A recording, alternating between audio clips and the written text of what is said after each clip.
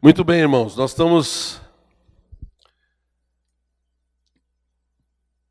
iniciando hoje, realmente começamos de manhã, estudos a respeito da volta de Cristo, tá bom? Então nós vamos ver o que vai acontecer daqui para frente. Você sabe que muitas pessoas tentam prever o futuro, não é mesmo? Você já deve ter ouvido falar de Nostradamus e de outros profetas que existem por aí. Pessoas que tentam fazer com que o futuro seja desvendado. Existe a astrologia, existe vários outros fatos que vão surgindo e pessoas que tentam falar para a gente o que vai acontecer. Até os filmes tentam fazer isso, né? Quantos filmes de apocalipse zumbi você já viu? Walking Dead, né? E coisas parecidas com isso, né? Ou com respeito ao fim do mundo. Você sabia que o fim do mundo foi em 2012? Segundo os maias? Quer dizer, nós estamos na hora extra, né? Quer dizer, todo mundo tenta fazer previsões, né?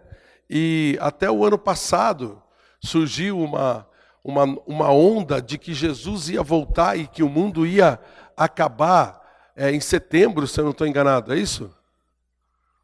Muitas pessoas entraram nessa onda e começaram a pregar, a ensinar a respeito disso, até pessoas que, teoricamente, são pessoas que têm conhecimento bíblico, mas acabaram entrando na conversa, porque descobriram alguma coisa diferente, alguma coisa inovadora, e que, falando a respeito de volta de Cristo, falando a respeito de fim do mundo, falando a respeito de coisas que vão acontecer no futuro, predições e coisas assim, as antenas ficam ligadas. É ou não é verdade? Isso acontece com a gente também? Você ficou ligado para saber as coisas que vão acontecer? Espero que sim, tá? Mas aí é que está a diferença do que a gente vai fazer. O que a gente vai fazer é não ficar dando opiniões ou ficar pegando revelações ou coisas de pessoas ou de raciocínios ou de coisas místicas escritas nos lugares. Nós vamos para aquele que sabe o que vai acontecer no futuro de verdade. Não só sabe o que vai acontecer, como já viveu o que vai acontecer. E essa pessoa deixou isso escrito para a gente aqui. Tá? O que nós vamos fazer durante esses próximos domingos é começar a olhar para isso. Olhar para as Escrituras e tentar extrair delas. A gente não tem todos os detalhes, tá? Mas a gente vai tentar extrair delas, das Escrituras, as coisas que a palavra de Deus nos orienta sobre o nosso futuro. Tá bom? E a gente vai começar hoje de uma forma bem importante. Coloca lá para mim, Natan, por favor.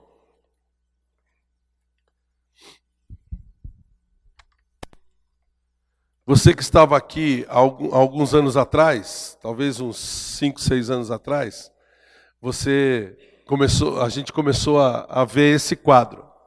Tá bom? Então, aqui, nós vamos ver bastante esse quadro aqui.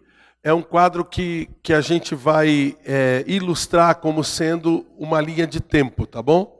Então, essa faixa cinza que está ali é a linha de tempo das coisas que vão acontecer, das coisas que estão acontecendo. Por exemplo, nós estamos vivendo esse período aqui que é chamado período da igreja. Tá? É um período que é estabelecido pela Bíblia entre a morte de Cristo e o primeiro fato que vai acontecer daqui no próximo momento, né, no começo dessa volta de Cristo, que vai ser o arrebatamento da igreja. Então nós estamos vivendo este período, tá? O que é chamado de período da igreja. Como é que a gente sabe que esse período existe e que ele é colocado nas Escrituras? Nós não vamos falar sobre isso hoje, nós vamos deixar para a semana que vem. para explicar melhor por que a gente está entendendo essa coisa dessa forma. Hoje nós vamos falar a respeito de antes. Desculpa. Só que depois, então, nós vamos falar sobre a tribulação e o resto de toda a escatologia que vai terminar ali. Está difícil de ler ali no fim pequenininho, mas é a eternidade futura. Tá? Nós vamos tentar chegar até lá, se Cristo não voltar antes. Tá? Aí você não precisa mais aprender, você já vai estar vivendo o negócio. Tá?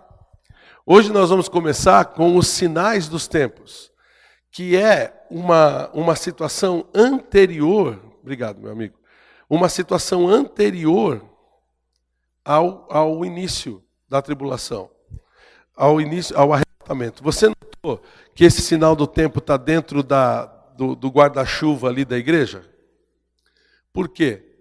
Porque esses sinais dos tempos estão acontecendo durante o período que a gente está vivendo. E esses sinais dos tempos estão acontecendo agora. E é isso que eu vou tentar provar para vocês hoje.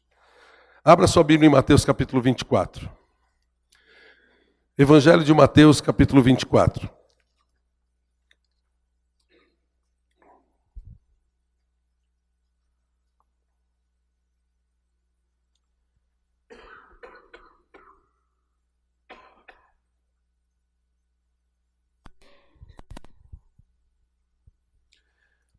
Aqui já está chegando perto do fim do ministério de Jesus. E o que aconteceu foi que Jesus estava com os apóstolos já em Jerusalém, e ele revela uma coisa muito importante. Dá uma olhada no começo do capítulo 24 de Mateus. Tendo saído Jesus do templo, ia se retirando, quando se aproximaram dele os seus discípulos para lhe mostrar as construções do templo. Ele, porém, lhes disse: não vedes tudo isso? Em verdade vos digo que não ficará aqui pedra sobre pedra que não seja derribada. Os apóstolos estavam ali todos, contentes com aquele templo bonito, maravilhoso, e Jesus vem com essa notícia. O que isso acontece? Encafifou a cabeça deles. Aí eles continuam assim, no Monte das Oliveiras, já saindo do templo, eles estavam caminhando, indo para lá. Quando chegaram lá no monte, achava-se Jesus assentado. Quando se aproximaram dele os discípulos em particular, lhe pediram: dize-nos quando sucederão essas coisas, e que sinal haverá da tua vinda e da consumação dos séculos. O que é interessante aqui é que os apóstolos ouviram Jesus falando a respeito do templo, e imagina a conversa deles, saindo do templo, deixando Jerusalém, passando pelas ruas ali, e depois saindo, subindo o morro, já chegando lá em cima, no Monte das Oliveiras, e ainda eles se acomodaram, Jesus se sentou, estava ali tudo bonitinho, e imagina a conversa que teve durante esse tempo todo. Os apóstolos começaram a ficar cada vez mais preocupados, cada vez mais encafifados. Aí eles viram Jesus descansando no canto ali, viraram para ele e falaram: Senhor, posso fazer uma pergunta? Realmente não é uma pergunta, são 3 perguntas. E Jesus vira: pode? Aí eles fazem as 3 perguntas. A primeira pergunta é o quê? Está aqui no versículo 3. Dize-nos quando sucederão essas coisas. Que coisas? A destruição do templo. Lembra que Jesus tinha acabado de falar que o templo ia ser destruído, né? E que de fato foi. Você lembra quando? No ano 70 depois de Cristo, quando o Império Romano, houve uma rebelião dos judeus contra Roma, e o Império Romano cercou a cidade durante muito tempo, muitas pessoas morreram naquele cerco.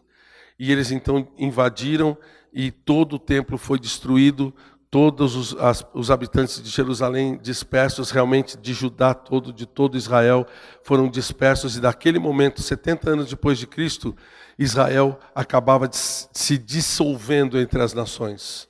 Não existia mais um país chamado Israel até a data de...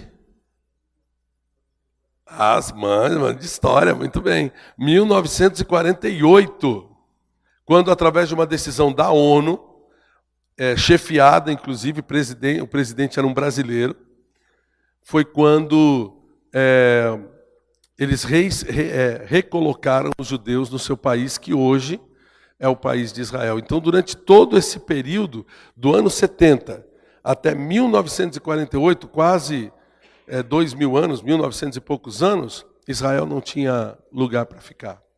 Então, eles ficaram encafifados com isso e fizeram essa pergunta. Se você quer mais detalhes, depois vai para Lucas capítulo 21, versículos de 20 a 24, e ele fala mais detalhes a respeito dessa destruição do templo e do cerco da cidade de Jerusalém. Tá? Mateus se preocupa aqui mais com as duas últimas perguntas, porque foram 3.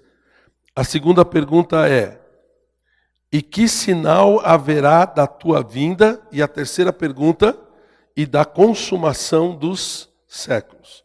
Então, Mateus aqui, quando ele está registrando, ele se preocupa mais em registrar o que Jesus respondeu a respeito dessas duas últimas perguntas.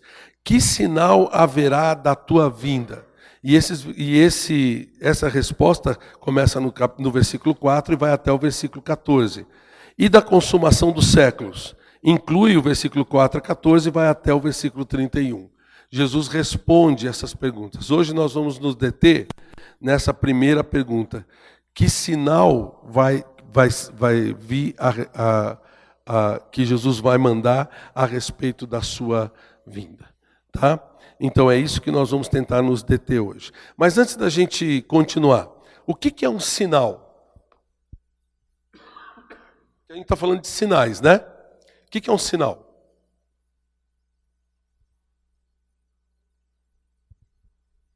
É um acontecimento, mas um acontecimento específico. O sinal serve para quê?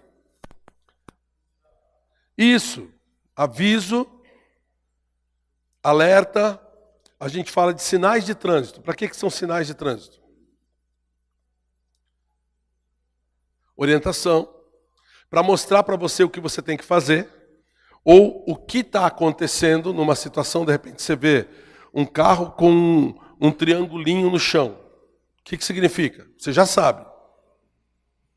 Aquele carro está quebrado. Não adianta você ficar atrás dele e ficar buzinando, porque ele não vai sair do lugar. São sinais, são mostras. Lembra quando você acordou hoje de manhã, você viu o céu todo nublado. O que você disse? Ah, vai chover. E choveu mesmo, não foi?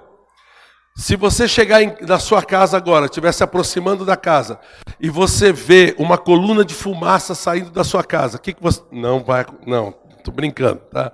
É só uma suposição. A Suzana já ficou brava comigo. Mas o que significa isso? Que está tendo fogo, entendeu? Então a gente vai se alertar, a gente vai correr. Sinais servem para isso. Sinais servem para alertar a gente das coisas. E quando os apóstolos perguntaram que sinais vão haver da sua vinda, eles já esperavam que Jesus colocasse algumas coisas que eles iam poder enxergar para que apontassem para a vinda dele. Então, esses sinais que a gente vai ver hoje são sinais de que Jesus vai voltar. São sinais de que quando eles acontecerem, quer dizer que a vinda do Senhor está muito próxima, muito próxima. Então a gente vai poder analisar isso olhando para o nosso próprio tempo que nós estamos vivendo agora. Dá uma olhada no versículo 42, por exemplo, de Mateus capítulo 24 mesmo. No versículo 42 ele diz: portanto, vigiai, porque não sabeis em que dia vem o vosso Senhor. Certo? A gente sabe que dia Jesus vai voltar? Não. Mas a gente tem que estar preparado, não tem? Como é que a gente vai se preparar? Olhando para os sinais. Os sinais vão dizer para a gente se Jesus está próximo ou não. Se Jesus está à beira de vir para voltar, para vir para o nosso mundo ou não. E é uma coisa que eu vou querer mostrar para você hoje. E eu já vou afirmar logo de cara. todos os sinais já estão cumpridos. Jesus pode voltar a qualquer momento. E eu vou mostrar isso para você agora. Tá bom? Tá pronto? Preparado? Vamos olhar os sinais que o Senhor Jesus Cristo nos mandou. Olha só, são 8 sinais diferentes, tá? O primeiro sinal é o aparecimento do anticristo. Dá uma olhada comigo aqui no versículo 5. Começando no versículo 4, ele diz assim: E ele lhes respondeu: vede que ninguém vos engane. Versículo 5, porque virão muitos em meu nome dizendo, eu sou o Cristo, e enganarão a muitos. Tá? Aqui a gente vê 2 conotações sobre esses anticristos, ou o anticristo que vai aparecer no fim dos tempos. A primeira conotação, porque ele pode estar falando especificamente do anticristo final. É aquele cara que vai ser o líder do mundo durante o período da tribulação. O que vai ser esse cara, pastor? Calma, nós vamos chegar lá, nós vamos falar bastante sobre ele. Tá? Não percam os próximos emocionantes capítulos. Tá? Mas esse anticristo final, ele vai ser um dominador do mundo. E, gente, imagina só, quando Jesus voltar, esse cara já vai estar em cena para poder ser acreditado, vamos dizer assim, para poder dar uma explicação boa para o povo e para poder unir todo mundo dentro de uma mesma ordem mundial. Então, se Jesus Cristo voltar hoje, onde está esse cara? Ele já deve ter nascido? Se Jesus voltar hoje, esse anticristo que vai dominar o mundo já vai ter nascido? Já, claro. Não só vai ter nascido, ele já deve ser um líder proeminente no mundo. Alguém que já está ocupando uma posição de destaque. É o Trump, pastor? Não sei. O Lula? Não, o Lula está preso. Provavelmente não. Né? O Papa, alguns falam que é o Papa. Calma, nós vamos ver a respeito disso mais tarde. Mas o que é importante você saber é que esse anticristo já está figurando no mundo. Uma coisa importante sobre esse anticristo final é que ele é alguém mandado pelo diabo. E nós vamos ver isso, ele vai formar uma ordem, até uma espécie de trindade satânica, para poder dominar mesmo o mundo. A palavra de Deus nos ensina isso. E lembra de uma coisa muito importante, o diabo, ele também não sabe quando Cristo vai voltar. Então, ele tem provavelmente um anticristo preparado já em cada época da história, para que possa assumir quando Cristo volte. Então, isso são coisas que a gente vai conversar mais tarde. Mas dá uma olhada no que diz Apocalipse capítulo 6. Vamos lá comigo. Deixa seu dedo aqui em Mateus, nós vamos voltar para lá. Mas vai comigo para Apocalipse capítulo 6, para você ver a atuação desse cara. Lembra dos cavaleiros do Apocalipse? Existem, viu? Os cavaleiros do Apocalipse. E o primeiro cavaleiro é o anticristo. Apocalipse capítulo 6. Dá uma olhada aqui no versículo 1. Vi quando o cordeiro, é Jesus, tá? O cordeiro é Jesus. Vi quando o cordeiro abriu um dos 7 selos e ouvi um dos 4 seres viventes dizendo como se fosse voz de trovão: vem! Vi então, e eis um cavaleiro branco e o seu cavalo com um arco. E foi-lhe dado uma coroa. Ele saiu vencendo e para vencer. Aqui é a primeira mostra desse anticristo. Algumas pessoas confundem achando que esse cavaleiro, por ser branco, é o próprio Senhor Jesus Cristo. Não, Jesus é o cordeiro, tá? E você vai notar que ele tem algumas situações aqui que ele está pronto para agir. Ele tem um arco. E nota lá, fala só do arco, não fala de flecha. Não é arco e flecha, é só o arco. Que é o símbolo do poder. Que é o símbolo como é que fala? Da arma que manda. Tá bom? Ele vai trazer então esse poder para as pessoas e vai tentar colocar uma paz ilusória sob a sua autoridade. É isso que ele vai tentar trazer. Isso é o símbolo também do cavalo branco, essa paz ilusória. Dá uma olhada também que ele traz uma coroa, que é símbolo do quê? De autoridade, tá bom? Autoridade de poder. E ele vem vencendo e para vencer. Esse cara vai ser proeminente mesmo, tá bom? Dentro da primeira parte da tribulação. Ele também é chamado, em 2 Tessalonicenses, vem comigo para lá, um pouquinho mais para trás, de o iníquo. Nós vamos ver mais detalhes a respeito disso mais tarde.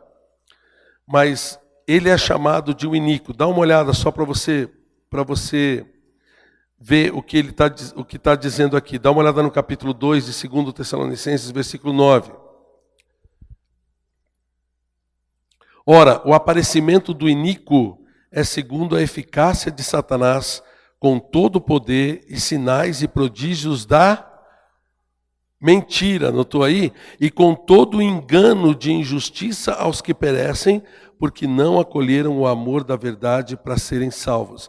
Ele é chamado então de o iníquo, aquele que está sendo preparado para assumir o mundo dessa forma. Ele vai ser enviado, é um enviado de Satanás para enganar as pessoas, e ele vai aparecer logo no início da grande tribulação.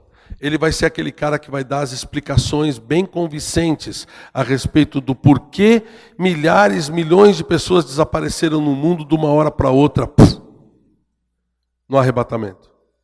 E as pessoas vão concordar com ele, as pessoas vão acreditar nele. Então, essa é a primeira conotação quando Jesus está falando do aparecimento dessas pessoas que estão se dizendo Cristos. Volta lá para Mateus 24, que ele fala: vede que ninguém vos engane. Muitos virão em meu nome dizendo eu sou Cristo e enganarão a muitos. A gente pode ver também Cristos atuais. Você sabia que existem Cristos no mundo hoje? Olha só a quantidade. Esses são só os principais, tá? Cada um deles se dizendo Cristo. Ó, só no Japão tem 3. Esse Soko Asahara foi morto no começo do ano. Foi condenado à morte. Ele liderava aquela seita que lançou aquele gás sarin no metrô de Tóquio, que matou um monte de gente, lembra? Em 2009, se eu não estou enganado. Ele foi condenado à morte e foi morto agora no começo do ano. Esse outro, Rogen Fukunaga, também se declara Cristo. E esse Matayoshi Mitsu, ele é um político japonês. Inclusive, ele concorre nas eleições para deputado e coisas dessa natureza. Ele se declara Jesus. Ele se declara também o Cristo, e quando eles votam nele, é para instituir o poder de Deus no governo japonês. Tá? Então, tem esse tipo de coisa também. Na Austrália, tem um cara também, chamado Alan John Miller, que é casado com essa moça que ele se diz a reencarnação de Jesus, e ela de quem? Maria Madalena. E tem um monte de pessoas que seguem ele, tá? É o que os teólogos chamam de o Jesus pop. Ele é todo pop, ele é todo tipo hippie, sabe? Aberto para qualquer tipo de situação. Na Malásia também tem um chamado Afin Mohamed, esse é um pouquinho menos famoso. Na Rússia, que é bem conhecido, chamado Sergei Torop. Existe uma mulher também na Ucrânia. Olha lá, Marina. Ela se declara também a reencarnação de vários religiosos, né? Inclusive de Jesus. Esse cara aqui está na Inglaterra, David Schuyler.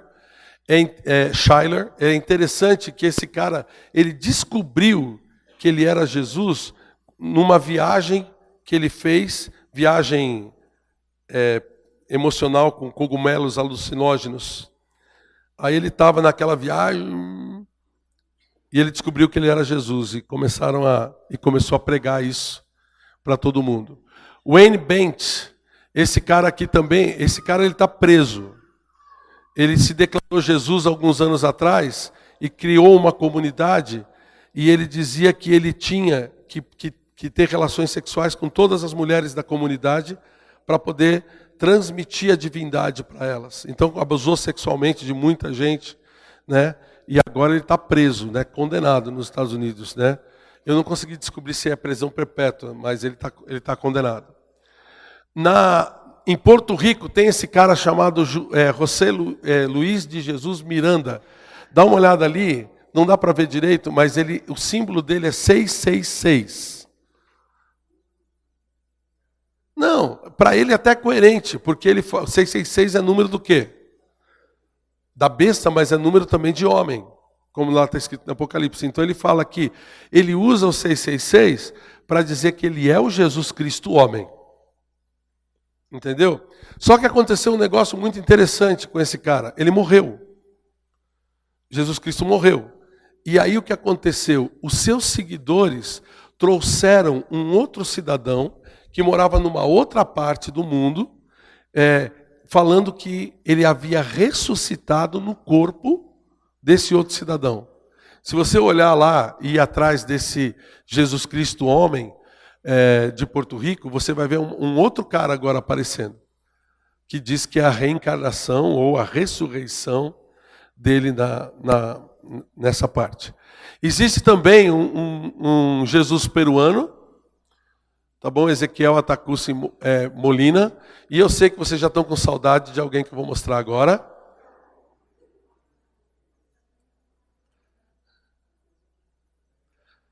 Rosemar se escondeu lá atrás. Cadê?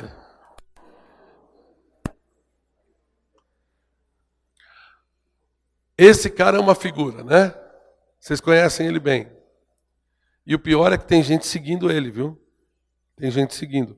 Então, gente, para vocês verem, Jesus ele disse que o primeiro sinal eram pessoas que iriam dizer que ele está aqui. Agora imagina só, se Jesus realmente tivesse se reencarnado, coisa que ele falou que não ia fazer, mas se ele tivesse mesmo, olha quanta gente está mentindo então.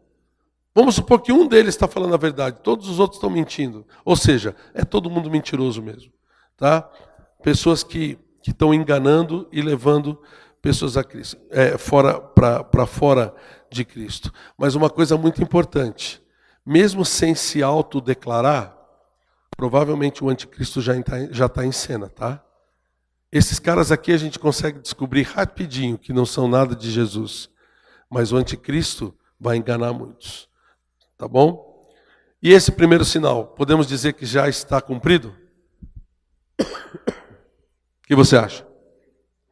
Beleza, então, primeiro sinal cumprido. Segundo sinal, guerras e rumores de guerras. Isso está cumprido ou não? Dá uma olhada. Você sabe que, aqui é só uma colocação das guerras. Você sabe que as grandes guerras, as maiores guerras da humanidade aconteceram no século XX. As duas grandes guerras. Várias outras guerras já haviam acontecido, mas nenhuma guerra matou tanta gente quanto no século XX. O século XX foi o século de maiores guerras. Dá uma olhada, só a Segunda Guerra Mundial teve 50 milhões de mortos. 50 milhões. Sabe o que é 50 milhões? Curitiba tem uma população de 2 milhões. Imagina você acordar um dia... Moçambique tem quanto de população? 2 Moçambiques, então. 2 Moçambiques, 25 milhões de pessoas em Moçambique. Você está entendendo?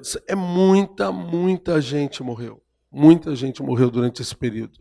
E só depois da Segunda Guerra Mundial, só depois da Segunda Guerra, já houve 38 grandes conflitos. Vocês devem lembrar de alguns desses. Guerra da Coreia, do Vietnã, Guerra dos 6 Dias, de Israel contra o resto dos árabes que estavam ao seu redor.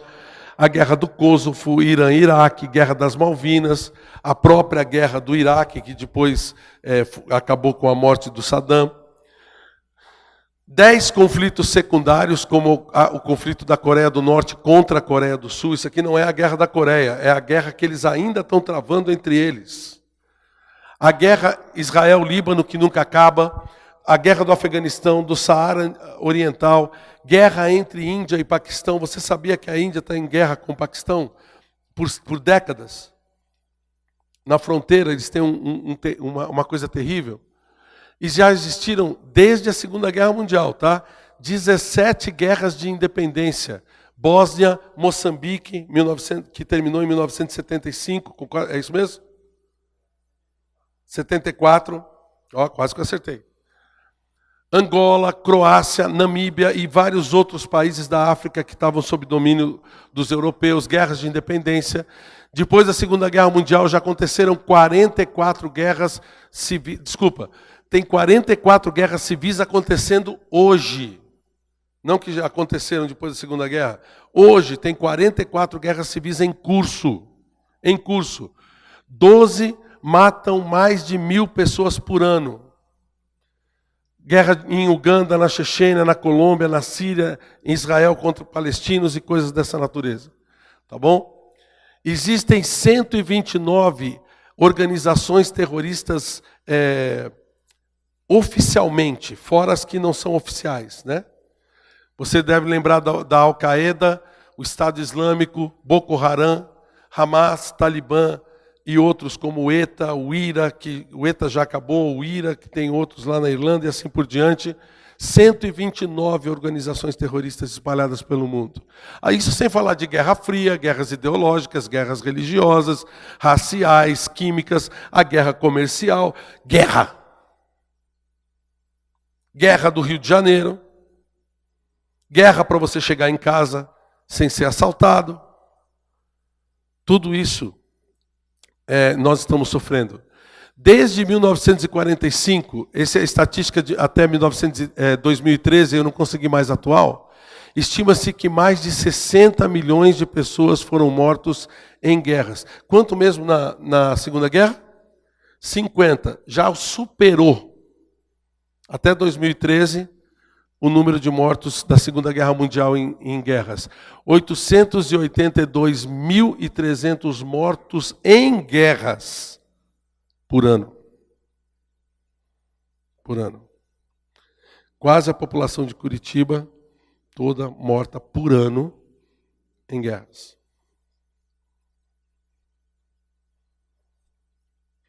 Ticamos ou não ticamos? Esse sinal já aconteceu? Aqui ele fala no versículo 6, e certamente ouvireis falar de guerras e rumores de guerras. Vede, não vos assusteis, porque é necessário assim acontecer, mas ainda não é o fim. Ainda não é o fim. Estamos chegando lá. As guerras já estão acontecendo. Podemos ir para o próximo sinal? Próximo sinal são as fomes. Existe fome no mundo? Olha o que diz aqui no versículo 7. Porque se levantará nação contra nação, reino contra reino, ainda falando de guerras, né? E haverá fomes e terremotos em vários lugares. Então vamos começar pela fome. Fome. Volta lá para Apocalipse capítulo 6.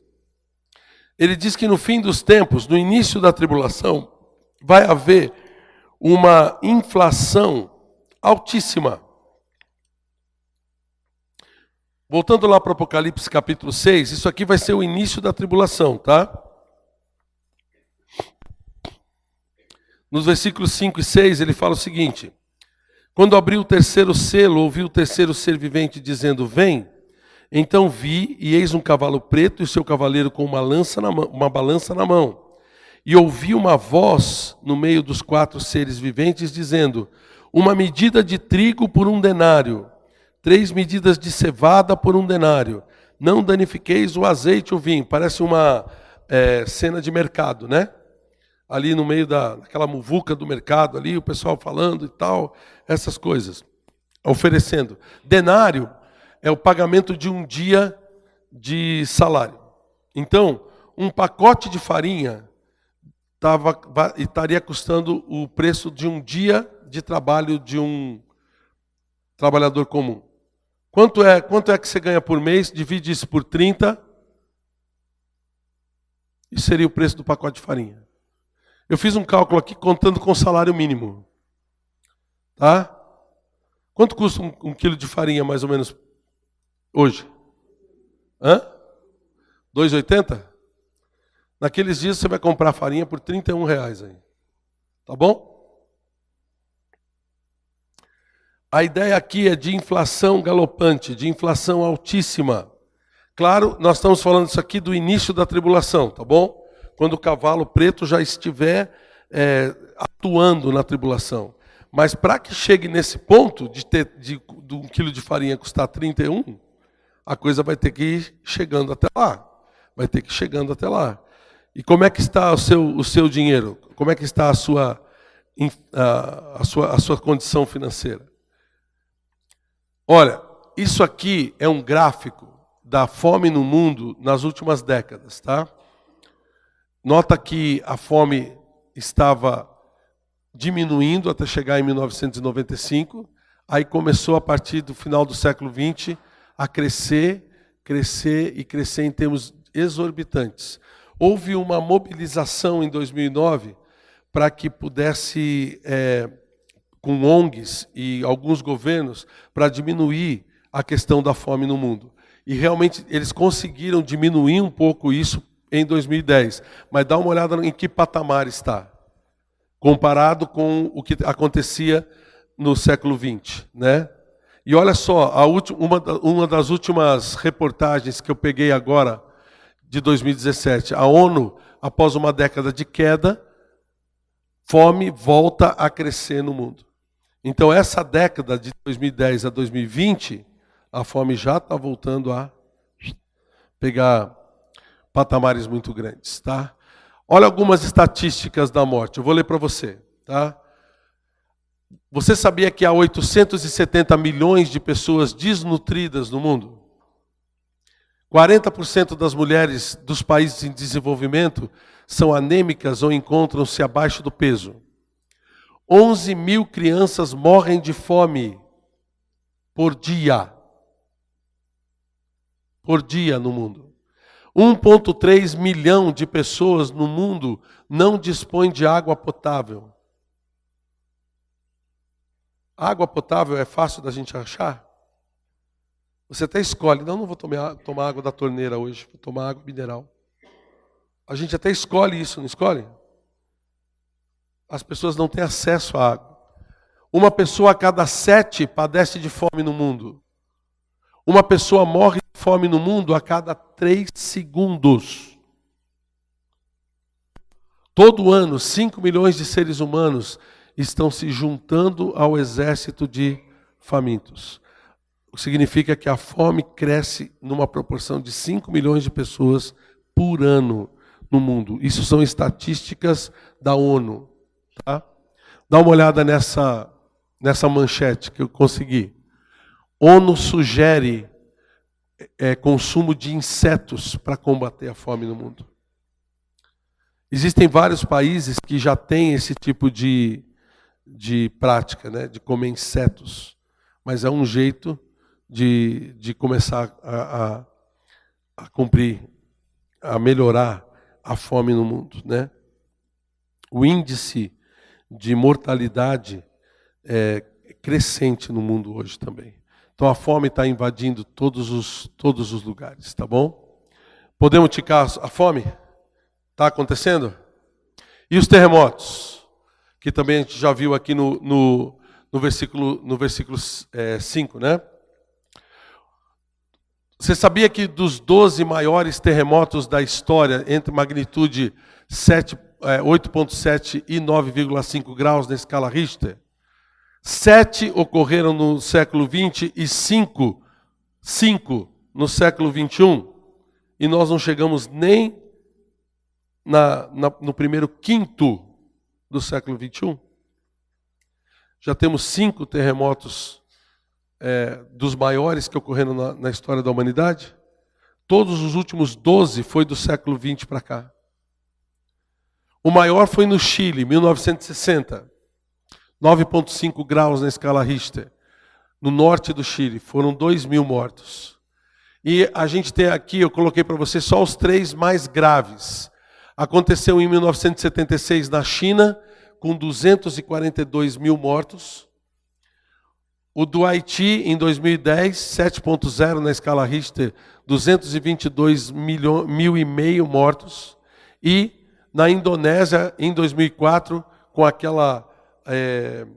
aquele tsunami, né, que acompanhou, 228.000 mortos, 9.1 na escala Richter foi esse terremoto. Então note que a quantidade de mortos tem sido muito grande no mundo. Mais de 700.000 já morreram em terremotos só no século 21. Significa, nós estamos em 2018. Em 18 anos, mais de 700.000 pessoas morreram. E olha só o que eu consegui descobrir ontem. 17 terremotos acima de 6.0, que são os mais fortes, aconteceram no mundo só em agosto, só no mês passado. Só no mês passado aconteceram 17 grandes terremotos. E esse número continua crescendo, crescendo, crescendo. Os terremotos já podemos ticar? É um sinal que já está acontecendo? Cada vez mais? Existe um estudo dizendo que a Terra está se desacelerando. Sabe a rotação da Terra? E diz que isso está provocando muitos mais terremotos e que 2018 vai bater todos os recordes de terremotos que o mundo já viu. É o que os cientistas estão dizendo. Não sei se isso vai acontecer, mas é uma previsão para isso. Você já tem notado que está tendo terremoto até no Brasil, né? Coisa que nunca aconteceu antes. Em Londrina teve um terremoto, 2 anos atrás, se eu não estou enganado, que a terra que chegou a rachar algumas casas, né? Está chegando perto, tá bom? Próximo sinal, 5º sinal, perseguição aos que são de Cristo. Volta lá para Mateus capítulo 24. Perseguição, olha o versículo 9. Então sereis atribulados e vos matarão, sereis odiados de todas as nações por causa do meu nome. Gente, isso está acontecendo no mundo com muita força, com muita intensidade. Você acha que você é perseguido pela sua fé? Porque às vezes no trabalho, quando você fala que é crente, as pessoas gozam de você, riem de você. Gente, tem pessoas morrendo hoje, simplesmente pelo fato de serem salvas. Simplesmente pelo fato de serem cristãs. Tá? Olha só, um mapa da intolerância religiosa. Até hoje, 70 milhões de cristãos foram mortos por causa da sua fé. E desse total, 45 milhões somente no século XX e nos últimos 10 anos, 160 mil pessoas morreram por causa da sua fé. Quando a gente pensa em mártires, quando a gente pensa em mortos por causa da fé, a gente está pensando nos irmãos que foram jogados aos leões em Roma e coisa dessa natureza, né? Comecinho do Império Romano, começo da igreja, aquela coisa toda. Gente, não é assim não. A maioria dos mortos por causa da fé é muito mais recente do que aquilo que a gente imagina. E muitos estão morrendo hoje. Olha o segundo quadro ali. Atualmente, um cristão é assassinado pela sua fé a cada 5 minutos. De 10 perseguidos em países islâmicos, 7 são cristãos. Quando o Estado Islâmico tomava uma cidade, agora ele perdeu força, né? Perdeu bastante força, está quase acabado. Mas durante quase 5 anos, 6 anos, ele foi um terror para aqueles cristãos que viviam naquela região da Síria e de todos aqueles países árabes. Quando eles chegavam e tomavam uma cidade, os cristãos tinham que ter ido embora. Porque se eles não tivessem ido embora, o que eles faziam? matavam todos, e matavam com requinte de crueldade. Você chegou a, se você não viu, não precisa ver isso, se você não precisa ver mesmo, mas você ouviu falar de execuções pela internet. Eles executavam pessoas não só decapitando, mas queimando vivos, colocando em jaulas e jogando fogo, fazendo com que as pessoas dentro da jaula pegassem fogo. Outros colocados em jaula também sendo descidos na água para serem afogados. Tudo sendo filmado, hollywoodianamente falando, para que as pessoas pudessem prestar atenção no que eles estavam fazendo. Então, gente, cristãos são perseguidos hoje. Desde 1945, 10 milhões de cristãos emigraram por conta das perseguições. E eu posso dizer que não são 10 milhões, não, são muito mais do que isso. Agora, essa estatística está um pouquinho desatualizada. Ela é do começo do milênio. Tá? Então, é muito importante a gente saber que nossos irmãos estão sendo perseguidos em muitos lugares. Aqui é um índice de países que mais perseguem cristãos. Você sabia que a Coreia do Norte é o país que mais persegue cristãos no mundo? O cristianismo para a Coreia do Norte é um mal. E se você é cristão na Coreia do Norte, você é condenado à morte. Só por ser cristão. A Arábia Saudita é o segundo país que mais persegue cristãos no mundo, seguido pelo Afeganistão, pelo Iraque, pela Somália, Maldivas também. A Síria está em 11º, ali tem outros mais famosos, 25º Egito. Na Índia, pega o 31º lugar, e até aqui na América do Sul, a Colômbia também persegue cristãos, tendo seu índice de 46, lugar de 46 no mundo.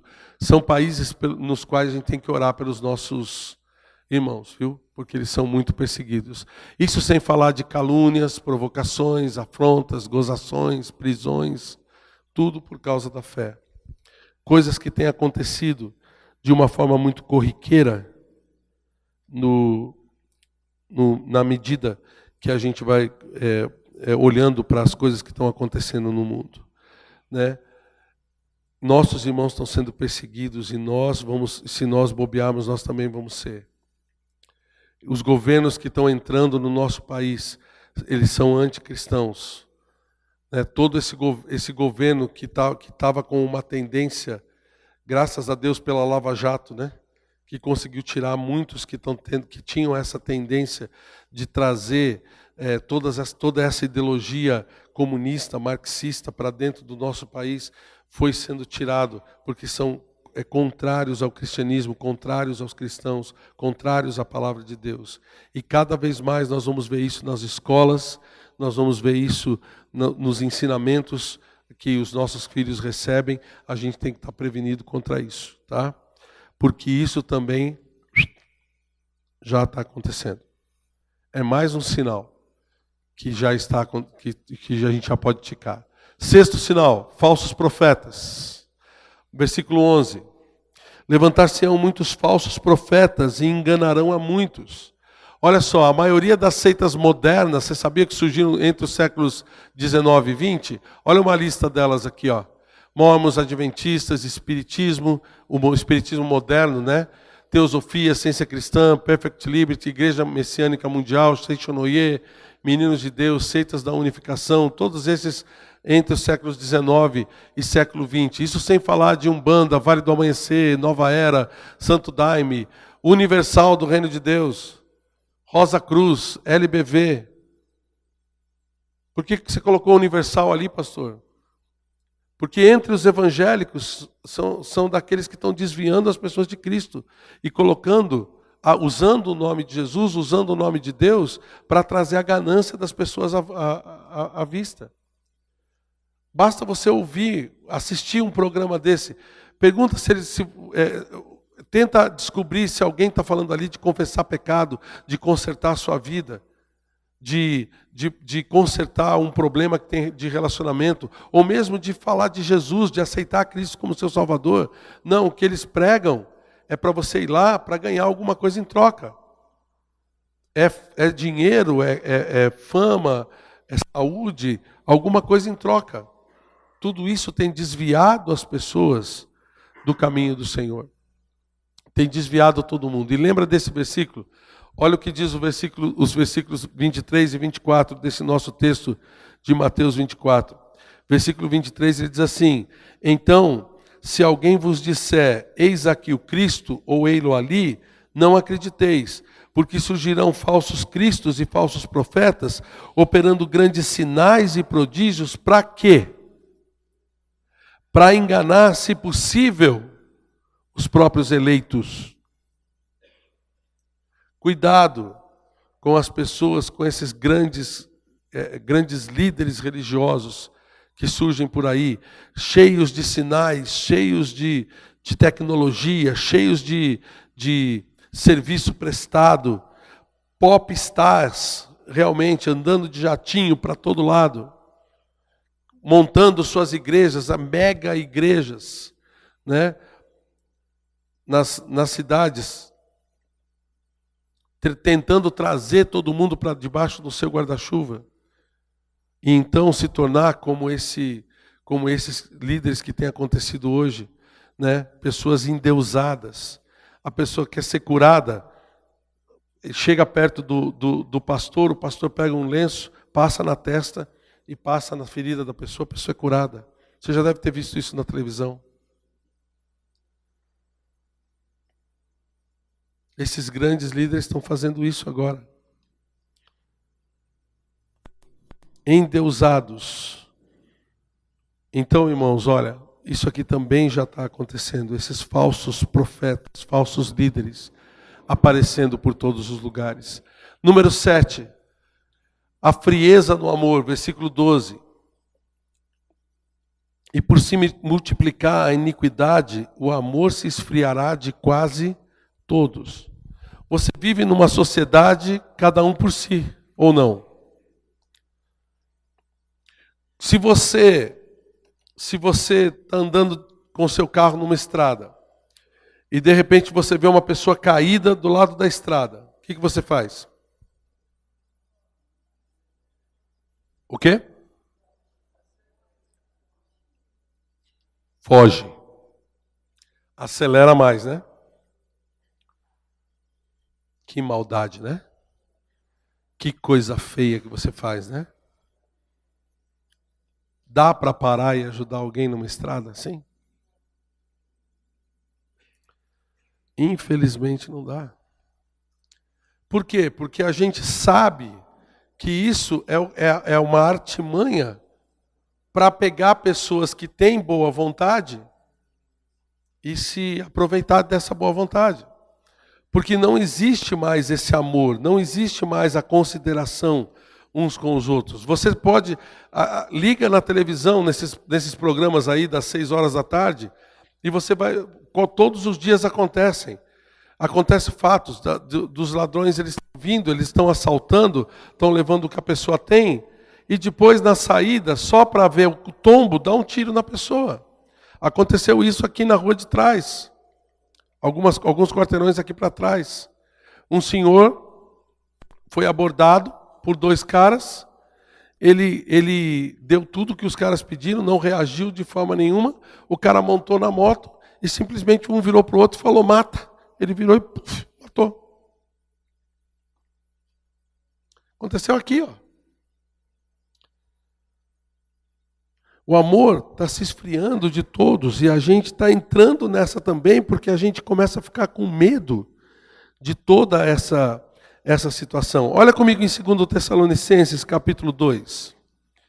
Volta lá comigo para 2 Tessalonicenses, capítulo 2, versículo 10.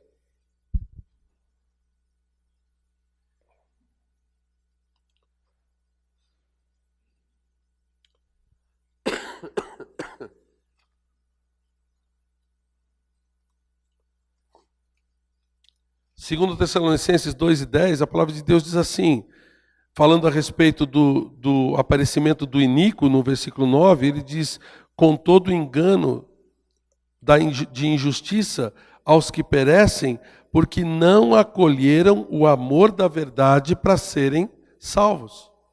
A ideia aqui é que no final dos tempos o amor vai se esfriando, vai sendo a base do amor, que é Cristo, vai sendo cada vez mais encolhida. A gente não tem nem condição de poder dar uma de bom samaritano para as pessoas por causa do medo que a gente tem de ser assaltado ou receber uma violência dessas pessoas que a gente poderia fazer, e tudo aquilo que Cristo nos manda realmente fazer vai sendo encolhido, que vai ser a cama feita para o anticristo dominar. Chegando nessa ideia de que as pessoas vivam para si mesmas e não tenham mais amor umas pelas outras, é o que o anticristo precisa para poder dominar. Isso está acontecendo? Olha só, duas manchetes que eu estou trazendo para vocês só para ver, só para ilustrar. O Brasil registra queda no número de casamentos e aumento no número de divórcios em 2016. Estatística. IBGE. O amor está se esfriando. Atlas da Violência, 2018. Brasil tem taxa de homicídio 30 vezes maior do que países da Europa. 30 vezes maior. Estamos vivendo uma frieza no amor? Cansou de sinais? Só tem mais um. Só mais um. Versículo 14 de Mateus 24. E será pregado esse evangelho do reino por todo o mundo, para testemunho de todas as nações. E olha o que diz o finalzinho. Então virá o fim. Será que a gente tem uma possibilidade de que o evangelho não tenha sido pregado no mundo inteiro ainda? O evangelho hoje, ele está sendo divulgado para todo canto do mundo, por vários meios de comunicação, vários meios de tecnologia. Internet, TVs, rádios, DVDs, satélites, aplicativos de celular, aplicativos de mensagem, todos eles estão sendo usados para difundir o evangelho em todo o mundo. Praticamente não existe mais lugares no mundo onde a internet não chegue. Raramente você consegue arrumar um lugar no mundo, no mapa, em que onde o sinal de celular ou sinal de internet não está chegando. Mas mesmo nesses lugares onde a internet não chega, chega rádio, chega sinal de TV, e o evangelho tem sido pregado de todas as formas, pela tecnologia. Também missionários têm pregado o evangelho em todo o mundo. Praticamente todos os países do mundo receberam missionários já. Alguns rejeitam missionários, que tem que pregar o evangelho de uma maneira escondida, né? De uma maneira, vamos dizer assim, por baixo do pano, né? Outros países não, recebem muito bem os missionários, né? Mas eles estão pregando o evangelho em muitos lugares, de muitas formas. A Bíblia já está sendo traduzida para mais de 2.500 línguas, 2.500 idiomas diferentes. Muito trabalho associado com os gideões, né? Os gideões têm Bíblias em muitas línguas. Tem um instituto chamado Wycliffe, que ele é específico para isso, para traduzir Bíblia em linguagem que ainda não foi traduzida, né? Muitos países ainda não têm a Bíblia inteira traduzida no seu idioma, mas tem partes da Bíblia traduzidas no seu idioma. Então é muito, muito interessante a gente ver isso. Se a gente pensar bem, esse sinal também já está completo, porque o evangelho já está sendo pregado em todo lugar. O acesso à Bíblia, o acesso às Escrituras é muito, muito fácil. Qualquer pessoa agora tem acesso à Bíblia sem precisar gastar um centavo. Basta baixar um aplicativo gratuito. Não precisa gastar um centavo mais com isso. Então a Bíblia está sendo difundida, o Evangelho está sendo pregado a toda criatura. Não sei se essa é vamos dizer assim, o relógio, os segundos finais de Deus, né? Eu não sei se ele está contando, porque ele conhece todas as pessoas que vivem no mundo, se ele está esperando aquelas últimas pessoas ouvirem do Evangelho para poder falar para o filho dele, vai, comece. Mas eu sei que os nossos missionários estão trabalhando para que em todo lugar as pessoas possam ouvir do Evangelho de Cristo. Esses são os sinais que a gente consegue enxergar em Mateus capítulo 24. Minha pergunta para você é a seguinte: quais desses sinais ainda não se cumpriram?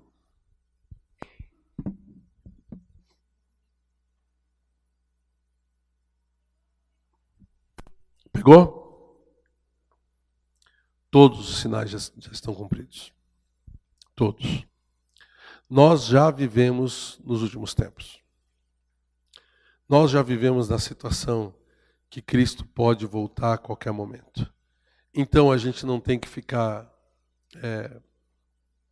esperando ou enrolando. A gente tem que começar a se mexer. A pergunta que está ali na parede é a mesma pergunta que eu quero que você faça para você mesmo. Porque ele pode voltar a qualquer momento. Você está preparado? Você está preparado para poder encarar o Senhor Jesus Cristo? Dá uma olhada no versículo 44 de Mateus 24. Já perto do final do capítulo. Ele diz assim: por isso, depois de ele falar de contar para os apóstolos tudo aquilo que ele queria contar sobre a vinda dele, ele disse: por isso, ficai também vós apercebidos, porque a hora em que não cuidais, o Filho do Homem virá.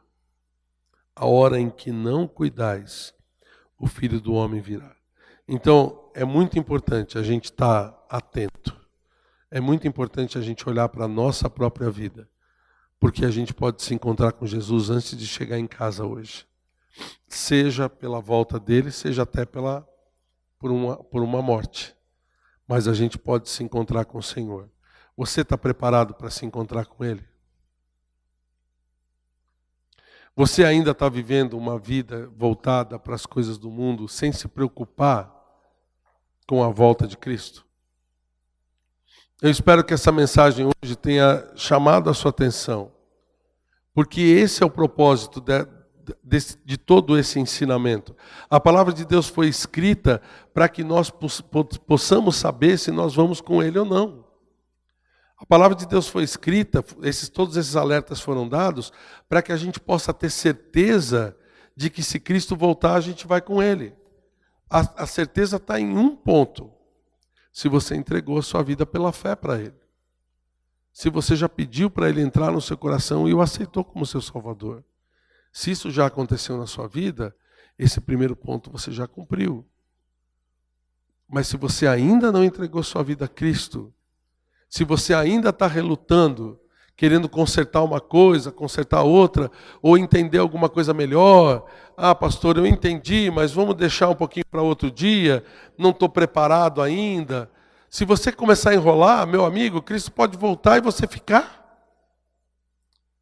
E você vai sofrer toda a tribulação que nós vamos ver daqui a pouco. Quem sabe, se Deus tiver misericórdia, vai dar tempo da gente conversar sobre a tribulação. Para você saber exatamente o que é que a humanidade vai passar. Mas talvez não dê tempo, não sei. Porque todos os sinais já se cumpriram. Cristo pode voltar hoje. Você está preparado? Se você realmente está preparado, se você já entregou sua vida a Cristo, de que forma você vai se encontrar com ele? Você vai se encontrar com ele de braços abertos, com muita alegria, querendo abraçá-lo mesmo de todo o coração? Ou você vai se encontrar com ele como aquele cachorrinho que fez uma arte e a gente chega perto do cachorro e ele fica com o rabinho no meio das pernas, cabeça baixa, morrendo de vergonha do dono? porque está fazendo coisa errada. Essa preparação aqui não é só para pessoas que não aceitaram Cristo como Salvador ainda, é para nós também. A gente sabe o que Deus quer que a gente faça. A gente sabe de várias coisas que acontecem na vida da gente que desagradam ao Senhor e que muitas vezes a gente mantém aquilo, se mantém fazendo. A gente continua fazendo. Não agrada a Deus, mas quando eu chegar lá me vejo com Ele.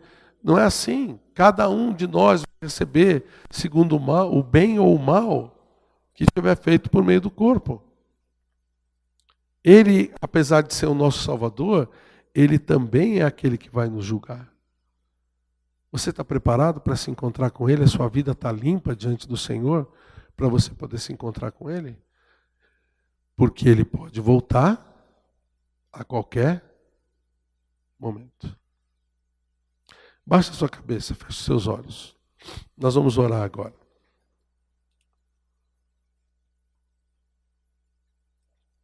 Nós vamos pedir ao Senhor que Ele nos dê a convicção se a gente está realmente preparado ou não.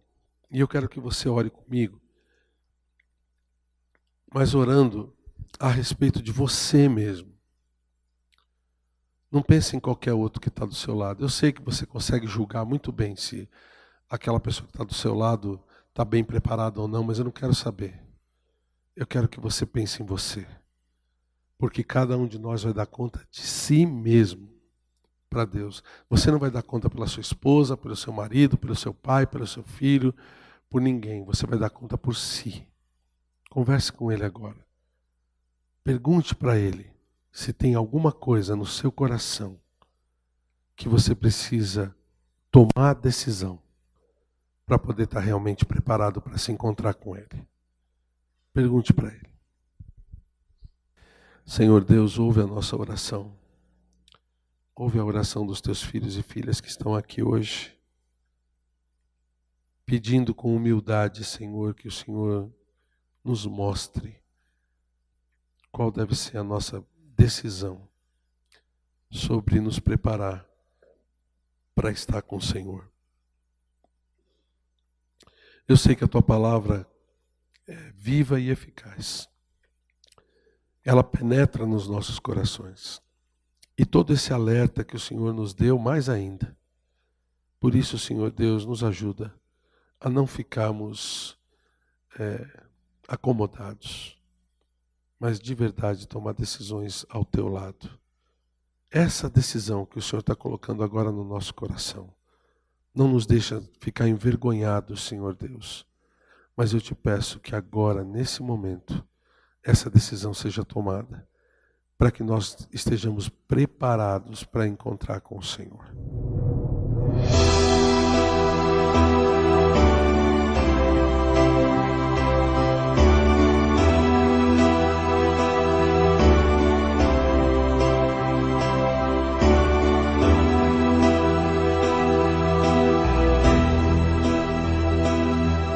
Um dia o sol não vai brilhar no céu e dirão: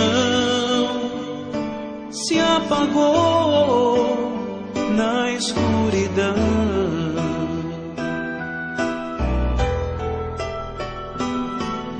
Um dia não haverá mais o amanhã, não. Sou o som que o ai produz na escuridão.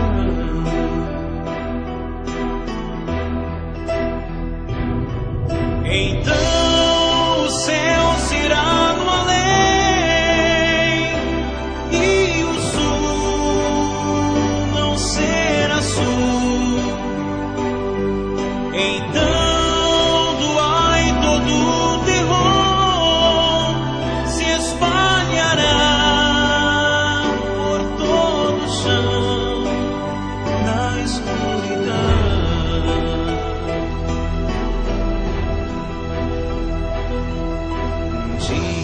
Os que vivem aqui sem Deus chorarão, sofrerão na escuridão.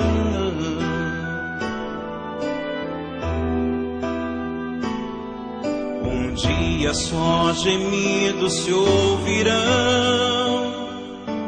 ódio e dor se farão sentir na escuridão.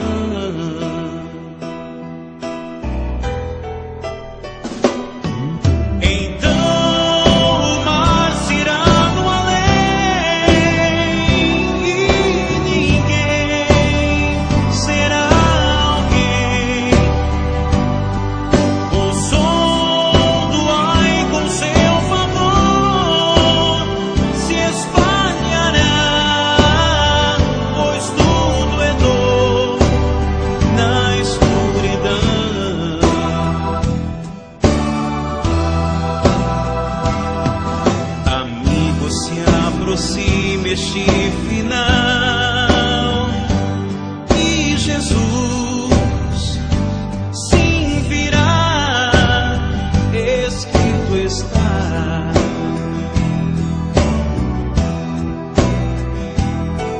E o tempo é hoje quando deves dar a Jesus, que esperando está teu coração.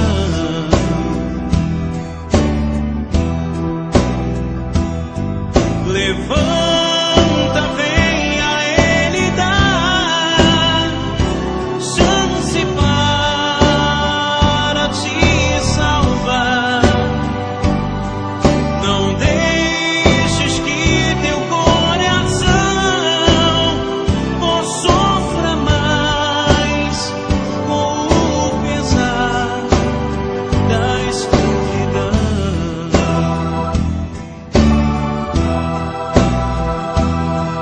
Porque viver a vida aqui sem Deus, pra chorar e sofrer sem salvação.